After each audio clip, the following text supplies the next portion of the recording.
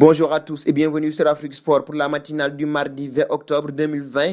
Nous débutons la dose d'info du matin en République démocratique du Congo. Ici, le parcours des FC Blessings sous Lualaba. Force respect impose admiration. Les Bénis réalisent une campagne d'autorité. Petit poussé, le championnat de l'Itafoot D2 dans la conférence Centre-Sud est peut-être parti pour inscrire son nom dans le livre d'or de la Linafoot D1 au terme de cette saison. Les hommes du coach Jean-Claude Loboko excellent dans un secteur où personne ne pouvait les attendre. Les Bénis sont la meilleure défense du championnat. Aucun but encaissé après 3 matchs joués. La solidité défensive du club de Kolwezi reste infaillible. Sur le plan défensif, on est bien, a dit Jean-Claude Loboko, entraîneur de Blessing FC Lualaba. L'arrière-garde des Bénis baigne dans une atmosphère où la béatitude souffle à tout bout de champ. Nous passons au cas Jordan Ayew désormais. Titulaire avec les Black Stars en amical contre le Qatar, Jordan ne figurait pas sur la feuille du match Crystal Palace-Brighton. En effet, l'attaquant de 29 ans a contracté la Covid-19. Asymptomatique, l'international ghanéen a été mis en quarantaine pour 10 jours,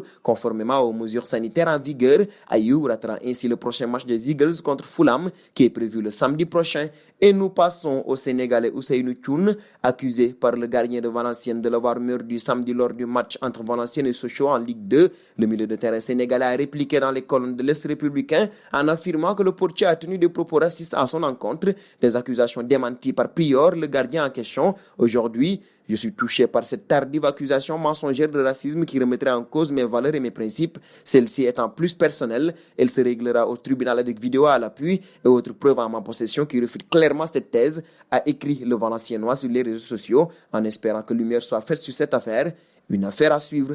Un passage en France désormais. Ici, le prêt de 112 millions d'euros que demande la Ligue de football professionnel pour compenser l'absence des droits TV a été validé. Le président Vincent Labrune et la direction financière ont proposé cette solution temporaire à l'Assemblée générale de la LFP en attendant de résoudre la crise financière rencontrée avec Mediapro. En récupérant ces 112 millions d'euros supplémentaires, cela permet à la LFP de couvrir toutes les charges prévues pour l'échéance du mois d'octobre, à savoir les droits TV pour la Ligue 1 et la Ligue 2, le sport amateur ainsi que la part de fonctionnement de la LFP. Effectivement, à cette heure, le groupe audiovisuel sino-espagnol n'a toujours pas réglé sa deuxième échéance de montant de 172 millions d'euros concernant les droits TV de la Ligue 1 et de la Ligue 2. Dès lors, l'affaire reste en cours et nous partons en Angleterre retrouver Pickford, bourreau de Van Dijk. Le portier anglais va échapper à toute sanction de la part de la Fédération anglaise de football suite à son tacle sur Virgil van Dijk samedi dernier lors du derby de la Mersey contre Liverpool. Selon Sky Sport, le portier anglais de Toffees ne sera pas sanctionné par les instances. Pour rappel, le dernier appart de 26 ans n'a pas pris le moindre carton sur cette intervention sur le défenseur central néerlandais, contraint d'être remplacé au bout de 11 minutes de jeu par Joe Gomez. Le footballeur de 29 ans va être opéré des ligaments du genou et restera sans doute à l'égard des terrains pour plusieurs mois, comme l'a communiqué Liverpool.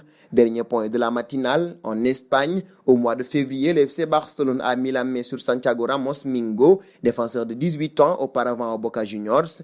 Jusque-là, tout va bien, sauf que le président du club argentin, Jorge Amor Ameyal, dénonce la légalité de cette signature, affirmant que le joueur lui appartenait. Nous lançons un procès contre Barcelone parce que nous croyons que nous avons des droits. Pour nous, nous sommes le plus grand club du monde, a-t-il expliqué dans l'émission Pipi Coucou. Ce qui est arrivé est un scandale. Nous avons trouvé ce qu'ils ont fait de très mauvais goût.